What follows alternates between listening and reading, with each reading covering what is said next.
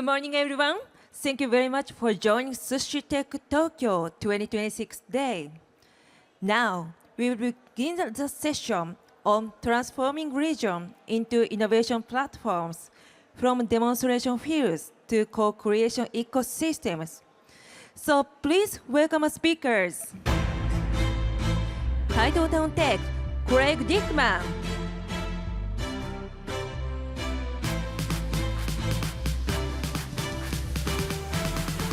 Eztia Corp, Tiffany Ye.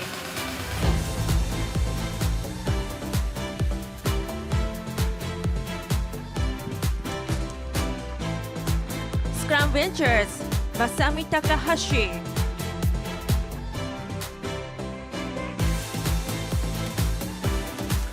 Electric World Japan, Minori Takao.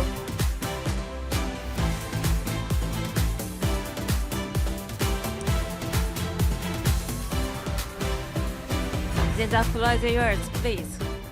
Thank you very much. Thank you all for joining us this morning. So early, perfect day, beautiful.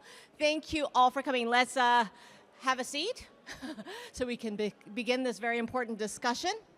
But before we get started on the actual discussion, if I can introduce myself, I work for NHK World Japan, which is our public broadcast English channel. And as you can see, we're on multi-platform. We have a strategy where we work across different social media platforms. And I just wanted to show you that every day we have these sort of topics in the news today, of course, about Japan and Asia, but also across the world. If you would like, these QR codes take you directly to some of these items. And also in May, we will be using big signs, billboards in Shibuya and in Osaka, where we'll be introducing the actual work that we do. And so I just wanted to introduce that to you first, but also the NHK World app. If any of you are interested in getting up-to-date details and alerts, we have an app that you can download as well. Okay, now enough about me. We have very important people on the stage who have very important discussions for us. So as you know, the title is Transforming Regions into Innovation Platforms from Demonstration Fields to Co-Creation Ecosystems. Now this may sound a bit overwhelming, lots of words, but they will be able to give you the details and the real nitty-gritty information about this. Let's start with Craig. Could you introduce yourself very briefly, let us know what you do? Thank you, Minori. I'd be happy to do so. And also, thank you for this kind invitation to join Sushi Tech Tokyo 2026. My name is Craig Dickman. I'm the managing partner of TitletownTech. TitletownTech is an investment and innovation firm based in the United States. Thank you. Tiffany? My name is Tiffany Ye. Thank you for having all of us here today. I'm the co-founder and CEO of Eztia. We are an early-stage US-based startup that works on cooling materials. And you have it with you? Yes. Yeah, yes, we'll I introduce do. that later on. All right. And Masami? Hi, good morning. My name is Masami Takahashi from Scrum Ventures. It's a real pleasure to be here on stage with these amazing people. Scrum Ventures, I'll talk about a little bit later, is an early stage venture capital based out of San Francisco and Tokyo. Well, we're actually going to get started right away. So this model that Scrum Ventures has is set up in Hokkaido and is really transforming the region. So Masami, what is it exactly that you do in Hokkaido? And what is this model about? Sure, so maybe I'll use a few slides to walk you through that. So what you see here on the screen here, this is the ESCON field. Has anyone here been to the ESCON field in Hokkaido? Oh, we have some hands, great. Okay, great.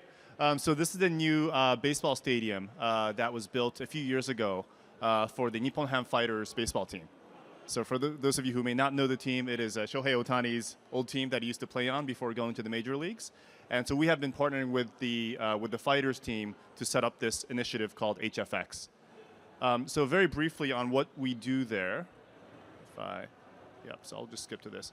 So we are partnering with various companies, both based out of Tokyo and Hokkaido, with the Fighters baseball team, with a local municipality. So Kita Hiroshima is the name of the city where this baseball field was built. So it's not a very big city. It's only a city with a little bit under 60,000 people. But here they built this field of dreams where millions of people are coming to watch games, enjoy different types of entertainment and events. So what we are doing is we are partnering with amazing global startups like Eztia and others, and helping them bring their technology, their solutions into the region and implement their solutions in collaboration with the baseball team, with the municipality, and with some of our amazing business partners as well. So what we are doing more specifically, it goes to the next slide, here. We select about 10 startups every year. In the first year, we actually selected 11 startups, of which Eztia was actually one of them. And we are helping their implementation into Hokkaido. So using their technology, how can we use their technology to solve societal challenges in Hokkaido? How do we use their technology to boost the economy, to make people's lives better, to make tourism more robust? So there are a lot of different themes we're approaching and addressing with the startups. But again, none of this is possible without the amazing support that we have from the local government, from the fighters, from the various corporate partners that we have. And what we are trying to do is we're trying to accelerate their implementation into the region and their what we call co-creation, the act of working together with the different partners in Hokkaido to solve the societal challenges. And yeah, and this is a photo that we took during kickoff week last summer. So we had all of our 11 startups fly into the region. And we have all of our partners here, including the fighters, including, you might know Kuriyama-san, who used to be the head coach of the Japan national team. He's one of our mentors. So yeah, we've built this great community, and we're very excited to share what we have going there in this panel. Wait, so Masami, you said societal challenges. What sort of challenges specifically? Yeah, so you might know in Japan we are facing severe challenges with the decreasing and aging population as an example. Hokkaido in particular, it actually has 179 municipalities within the prefecture of Hokkaido, so it's very dispersed. So when you think about a dispersed region with an aging population, they're facing labor shortages as an example. How do you maintain the public infrastructure around healthcare, around education, maintaining roads, a lot of different challenges, and we're trying to help solve some of that in a non-linear way, meaning that can we use robotics as an example, AI, different types of fabrics and materials to solve these challenges.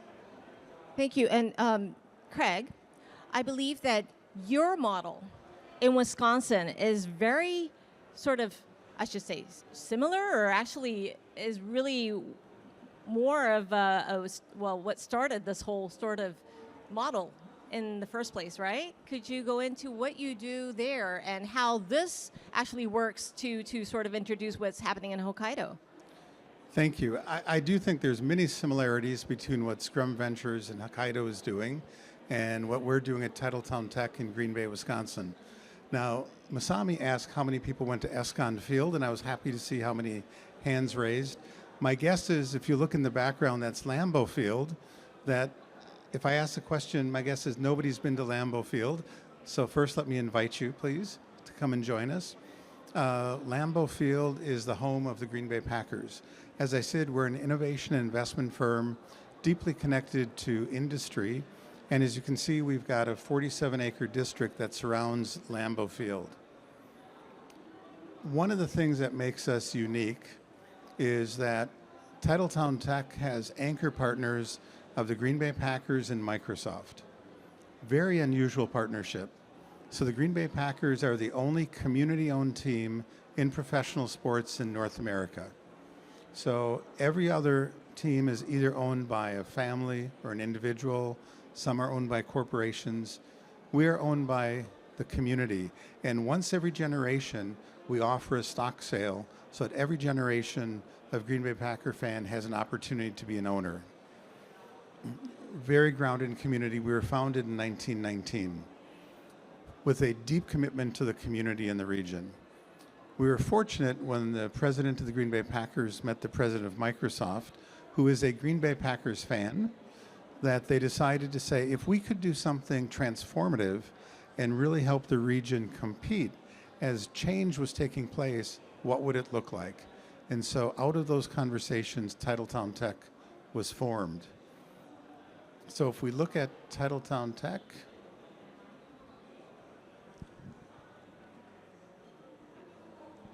Did I try? trust me, sure. Okay. Beautiful. Can I just cue you? And Okay, sure. so as I mentioned, our focus is on innovation and investment. Our innovation side really has three components.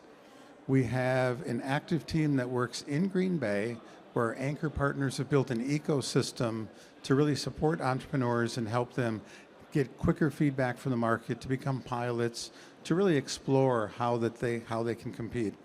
But in addition, we operate an AI co-innovation lab where we work with existing organizations across the region to help build working AI models that they can create with us in a co-innovation view and then implement to impact their business. Last year, we worked with 60 companies to build working AI models that could be put into production.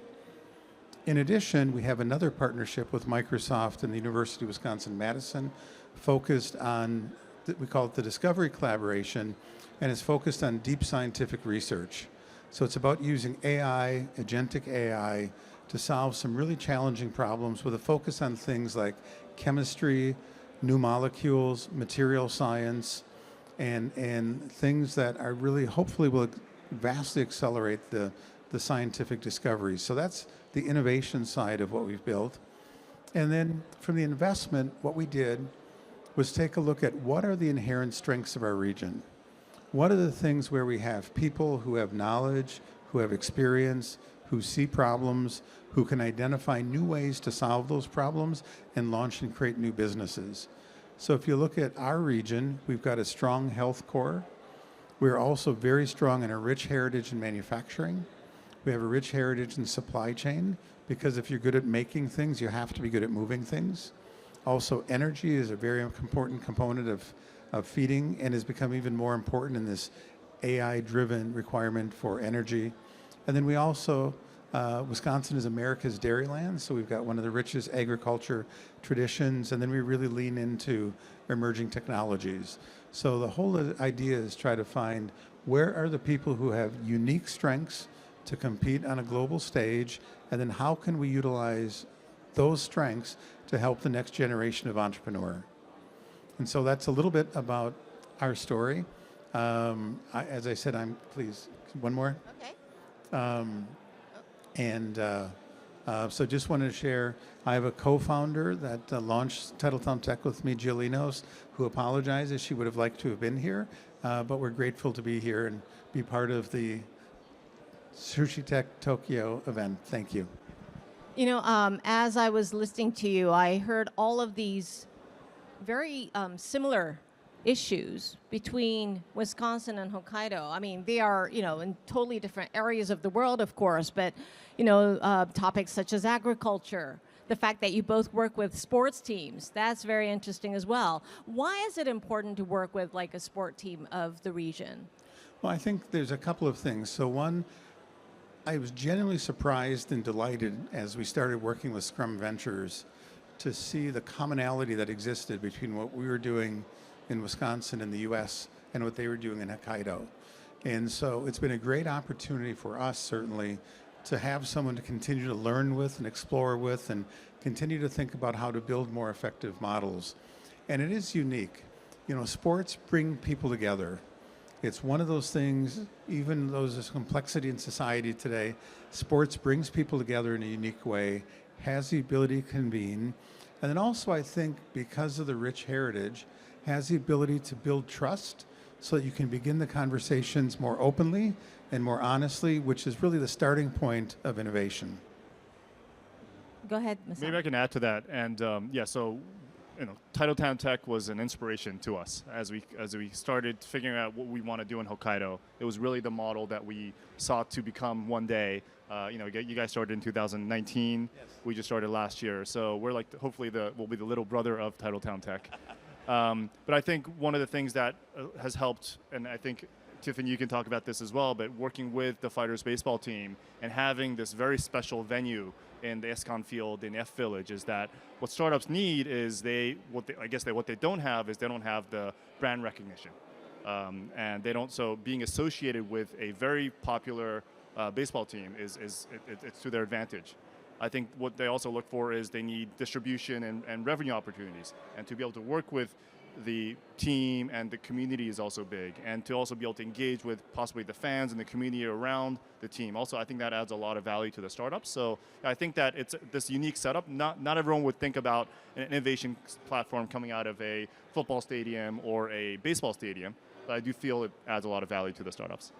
And you mentioned that Tiffany would be able to add to that. But yeah, Tiffany, how did you get involved with this whole thing? Yeah, I'll start with a reflection. Oh, thank you. On unifying threads. So kind of tagging on to our discussion, there's, we work on heat. That is a global problem. I think, oh, thank you. Anyone in the world and any part of society experiences heat. And so our mission and our aspiration is that we created a technology that can also unify people, right? It doesn't matter what region we're serving in Hokkaido, in Tokyo, another country, or what part of society, whether school children or sports, like everyone can benefit from this technology. So I'll get into a little bit more of what we do. So I mentioned that we make a cooling material. You'll see it here. It's all these little dots. People wear it to protect them from extreme heat. My own background is that I first trained as a materials engineer at MIT and then as a medical doctor at University of Pennsylvania, and I traveled around the world to do a lot of global health projects and started to think a lot about how do you build a cooling technology that doesn't require electricity or air conditioning.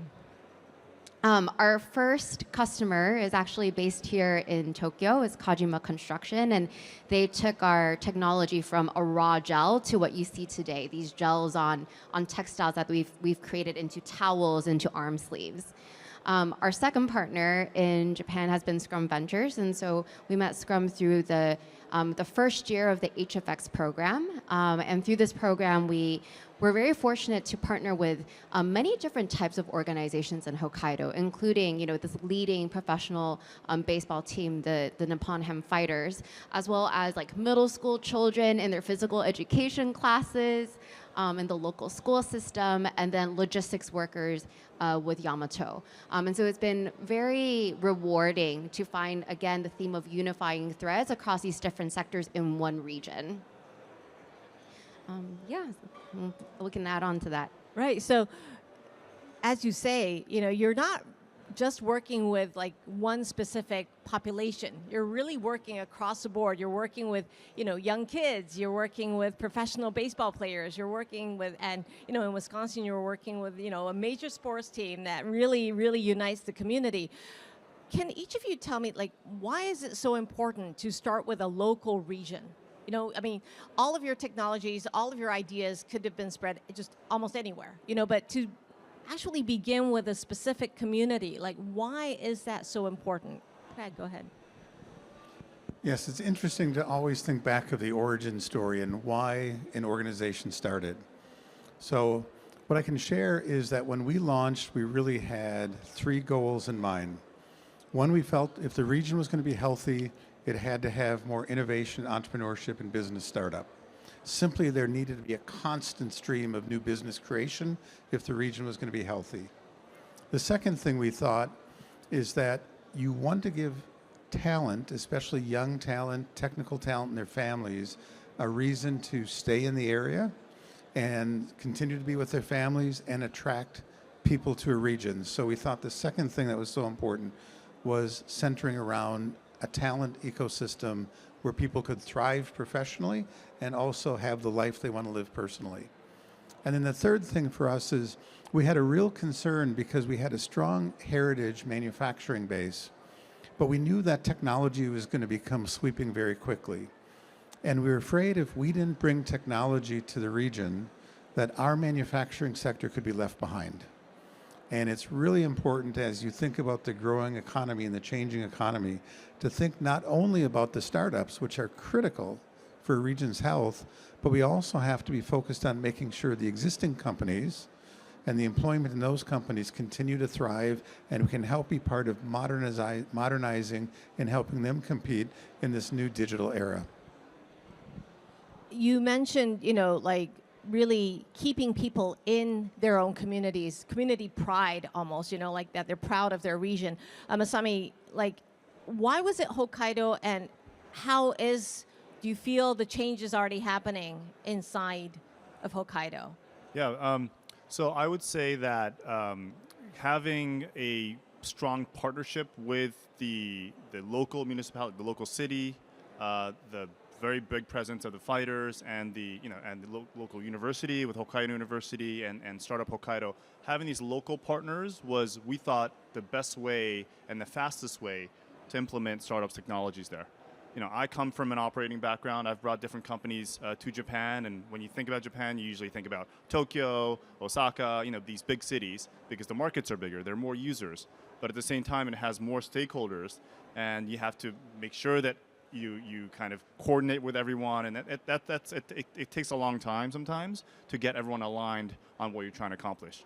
Whereas in region, we found that, especially working on this project, is that we had 6 months from kickoff week in Hokkaido to demo day, which we held at the end of February. And within those 6 months, we had over 10 specific examples of use cases of startup technology being actually tested or implemented in region. So that time to market, we feel, is actually much faster in a place like Hokkaido because of the support that we have from our ecosystem.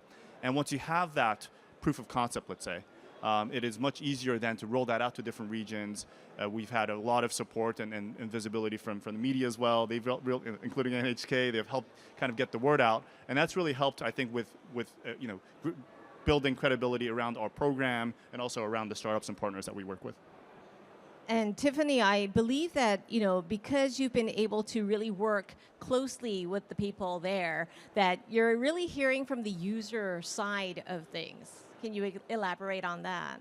Yeah, that really gets to the co-creation aspect, because we believe very strongly in adapting for the local context. And so a great example is what a middle school student needs for basketball practice is similar, but also a little different than what like a professional baseball athlete needs like on the field. And so the co-creation process is we share what we have, they test it, they provide detailed feedback, and they come back to say, okay, what can we do better the next time around? And so we were very fortunate in that we had very invested partners who did this to a very detailed degree. And so within 6 months, we had like 3 iterations of products to give them.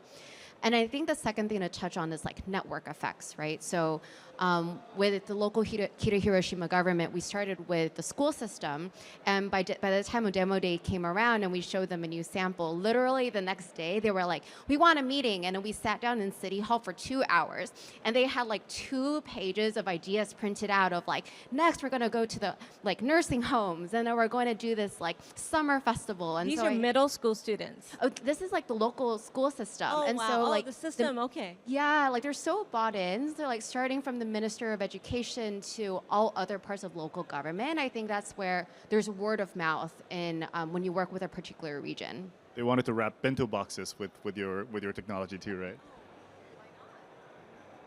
And you were mentioning how like doing something for middle school kids versus a professional baseball team, completely different. But also I think, when younger people can see something happening in their own towns, like that in itself inspires these younger kids to look to the future or what more they can do for their community. And I believe like you were able to hear from them as well. Yeah, so we had a buddy system, both for kickoff and demo weeks, where students from Hokkaido University came and helped us translate and like took us around the city. And I thought that was really great because, our first buddy works on hydrogels. Like our technology is a hydrogel. Like we were able to actually speak really deeply about his research and our work. Our second buddy works on like agri-tech. And is interested in startups. And so I think part of it is this mutual learning of we are learning from students from who come from a different walk of life, and they're also learning to see that, oh, this is what innovation looks like and where I'm doing school, and maybe 5-10 years from now, I will be that person as well. And Craig, yeah, you mentioned too about entrepreneurship and how the idea, the concept of it is just so importantly rooted in Wisconsin now. Well, one of the things I was thinking as I was listening to Tiffany speak, And one of the things I think that Hokkaido and the Scrum Ventures model has, very similar to how we think, is creating these healthy ecosystems where you open communication, give reasons for whether it's the public sector, businesses, others to get involved, and give feedback, just as Tiffany was talking, to the founder in real time. And it can be so hard when you're a founder to get real feedback because people tend to be polite. If you're doing something that's not great, it's hard to get people to tell you something bad. It's easy for people to tell you if they love you, but it's really hard for people to say, yeah, I don't think that what you're doing is good, or I won't pay for that. Honest feedback means so much. And that's why our perspective was, we believed every region had entrepreneurs. You don't have to import them. You don't have to even create them. They're there. You just have to recognize and have the people in the area believe that they can be entrepreneurs, but they're there. We also believed at TitletownTech is that we're not the smart people that are going to have all the ideas of what to do. The ideas are in the region, they're in the community. So we believe the difference that we could make is if we could build this ecosystem around that gave the entrepreneur a better chance to succeed, a chance to accelerate, a chance to get better feedback. And so I think the thing that's been really interesting as I listened to Masami and Tiffany and looking at the co-creation ecosystem is that thought is very similar to how we think. And if we as a community can create a healthy ecosystem, it will enable companies like Tiffany's created to emerge and excel. It's true. I mean, the people that live in that region know best about what's happening around them, you know, whether it be depopulation, whether it be agricultural issues, whether it be, you know, climate change, all these effects on our lives. But because you can work with a smaller team, as you say, it spurs everything going forward. Ms. Lamy, do you want to add to? Yeah, one really heartwarming event that we had during kickoff week is we took all the founders, the 11 founders from global startups, to a local middle school in Kita, Hiroshima, and we spent half a day there just talking to the local middle school students. And they actually came to us, well, they came to the founders with business ideas of their own, and they actually presented that in English, which is really, really amazing to see. And the founders presented their ideas to the students as well. So it was also an exercise for them to, how do I explain this to a middle school student in Japan that is understandable and that can be digested. And that was a really interesting opportunity where, you know, I was actually with Jack, Tiffany's co-founder, on the Eztia table, and we were getting live feedback from middle school students about how much they would pay, like the willingness to pay, the different form factors. Would they use their own money or would they have their parents buy the money? Could they see using this in classrooms versus gym class versus after, like all these things, which I thought was very, very valuable, and Jack was taking crazy notes around it, is that this is like real feedback from real users, and you don't get to access very often. You know, middle school students just getting live feedback from them. So I think the honesty was there, the trust was there, and this kind of cross-pollination of global startups and global entrepreneurs inspiring local students, I thought just was a great showcase. We've been touching on a lot of the positive side of these models, but I'm sure that, you know, for anything that needs to be innovated, anything created, always has its challenges and its setbacks as well. Maybe you could all share with me or us any of the setbacks or challenges that you faced in trying to get your models to move forward, or was there anything that you experienced? I do think that's a really important point to stop, and we love to tell the stories of things that don't. But the reality is, in organizations like ours, one of the real challenges that we had to overcome is realize that you are going to make investments and put time and money in things that will not work. And when you're part of a sports franchise, they believe in winning first. And so the first time we had companies fail, it was really hard. And one of the things that we've convinced the area that we talk about a lot is we want to make sure we have no unnecessary failures. A necessary failure is when somebody creates something, goes to the market, and it doesn't work. We should be excited about that. That's a good thing because somebody gave it a try, got market feedback, hopefully learned a lot that they can apply the next time. But we really focus on those unnecessary failures. So I'll give you one example. When we started and they were co-founders, I used to always ask, what are your skills and what are your skills? Because I thought that if they brought different skills, they were more likely to succeed. I no longer believe that. I ask, how do you guys know each other? How do you handle a fight? What's the angriest you've gotten at somebody else? Because those that have failed because of the relationship, not because of the skill. And so you have to realize innovation is all about people. And so it's important to think about the human dynamic. And we can analyze all we want, but the human dynamic is ultimately going to be what determines whether those founders are going to be successful and be able to grow together. Tiffany? So much going through my brain right now. I'll bring the thread a little differently, which is I'm thinking about the tension between local adaptation and then scalability. Because at the end of the day, you want to create something that you can serve many different people with for efficiency. And so one example I think about is like the care instructions and the maintenance of the product, where, for example, habits around laundry and washing and drying clothing looks different in the US versus Japan. And then even within Japan, right, different households may have different devices and habits as well. And so something that we're still in the process of figuring out is how do we make the process of caring for this technology so simple that anyone, whether it's an elementary school child or an elderly parent, either one of them can take the same product and be successful with it. But it's actually very simple to care for, right?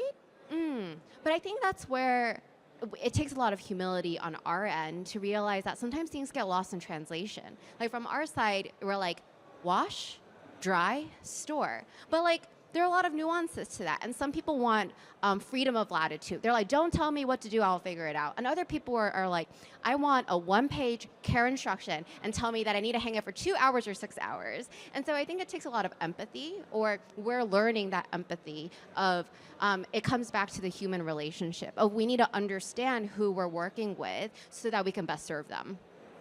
Well, technology, we talk about technology, of course, but at the end of the day, it's for humans to use. It's for us and how, convenient it can be for our lives. If it's not convenient, people don't use it anymore. I mean, just simple facts. But Masami, did you feel like, you might not be able to keep going with this project at any time?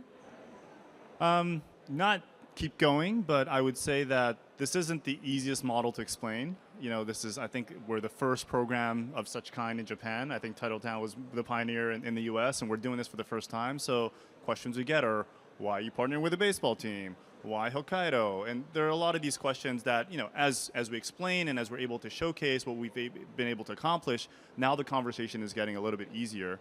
But initially, getting that initial understanding was not easy at times.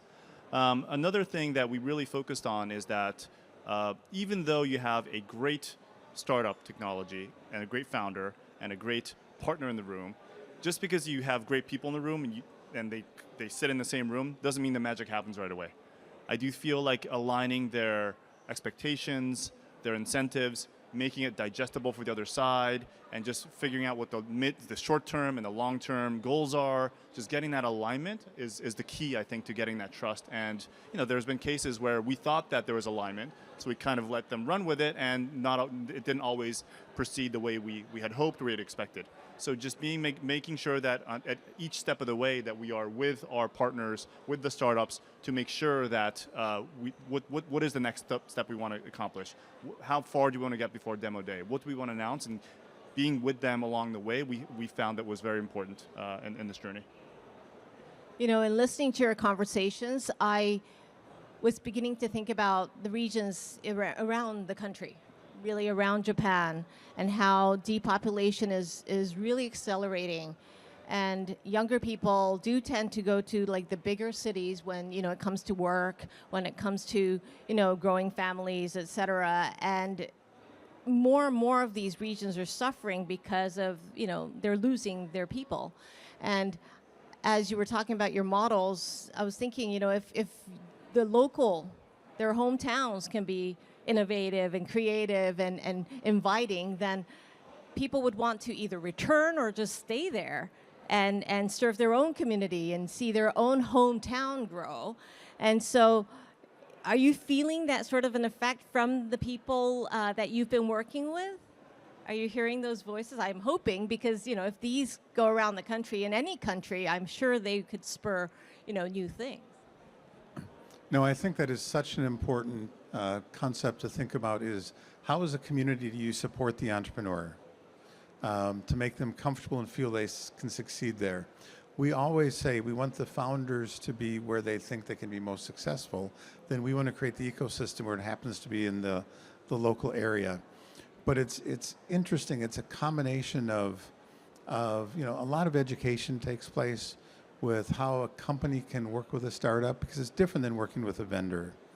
One of the things I talk to founders about all the time, because before TitletownTech I was a founder, I started my own company. I went through the founder journey and went through those moments where you think, oh my God, this is going to be amazing. Everyone's going to want this, and think, oh my God, I'm just ruining my family because this will never work. And you go through a journey. And it's so important as a community to kind of embrace and support entrepreneurs. Because I remember at a point early on in founding my company where I was having a lot of doubt, and I happened to be walking in a parking lot, and I remarked to a friend and said, I just don't know if this is really worth doing. And he stopped me physically, squared me up with the shoulders and said, you have to do this. This is important. And I said, you're right. I have to do this. This is important. That encouragement in those moments matters so much.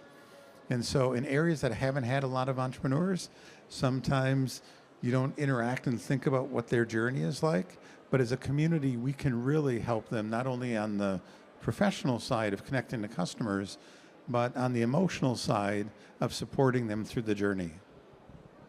Tiffany, as a young entrepreneur, and hopefully there will be more following your footsteps, but education and tying, like being able to speak your mind doesn't have to be, you don't have to be like the top student all the time, but I feel like sometimes high tech and all these things do sort of lean towards or make it sound as if these ideas can't come from just anyone, but I'm sure that's not true. And in working with people, like literally your innovation is about helping people, and it's really what they need.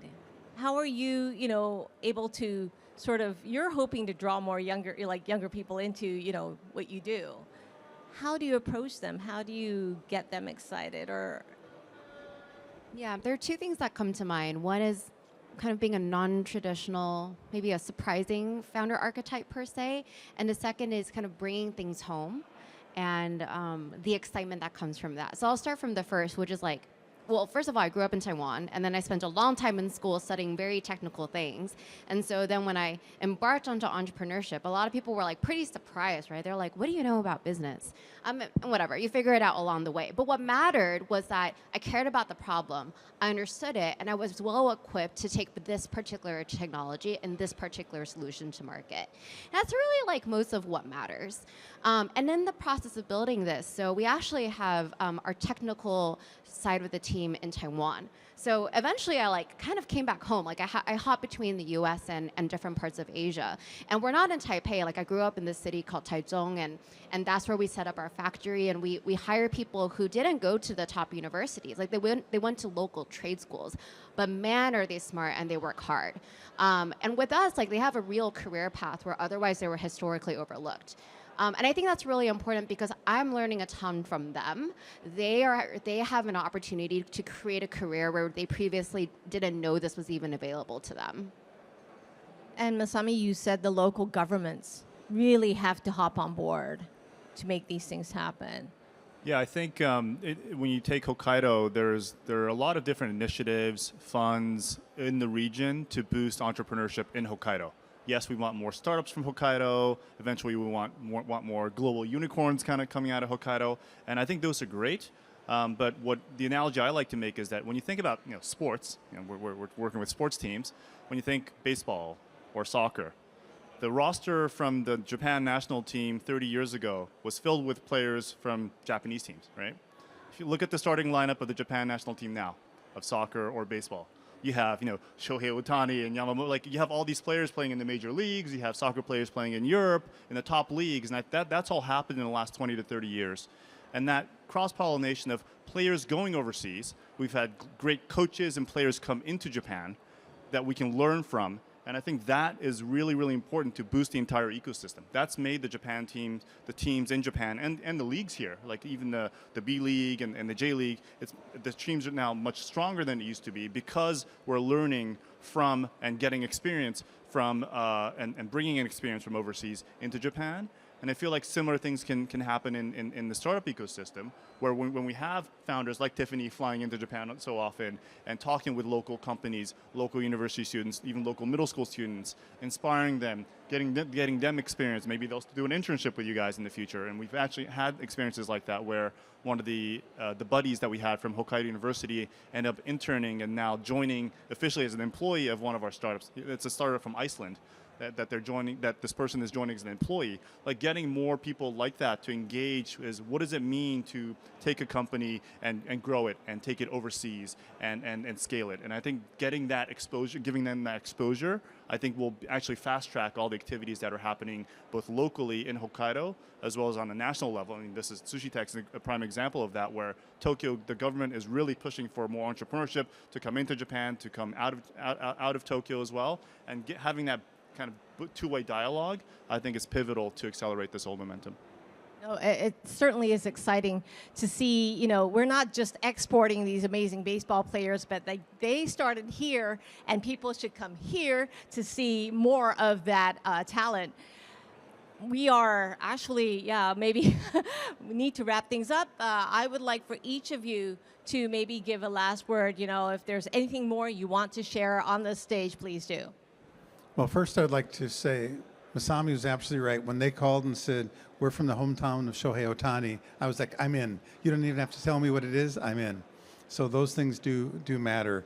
All I would say is that this is a unique time, I think, in history for regions to reinvent themselves, in that technology is advancing with AI in unique ways. 2 people can now do it. It used to take hundreds of people to do. You don't need to raise as much capital as you used to. And so it's a great levelizer for regions that can really kind of engage right now and take advantage of this unique time that we have in history. And so I'm very excited about the potential future for regions like ours in Wisconsin and regions like yours. Tiffany? I'm thinking about innovation as a force for equity. So like what Craig mentioned earlier, innovators can come from anywhere. That matchmaking between startups and new technologies and the pioneers to implement them, that can come from anywhere, such as Hokkaido. So I think it's getting very creative about where are the untapped opportunities that you can be very agile with and move fast, because that's where you learn the most. Sami?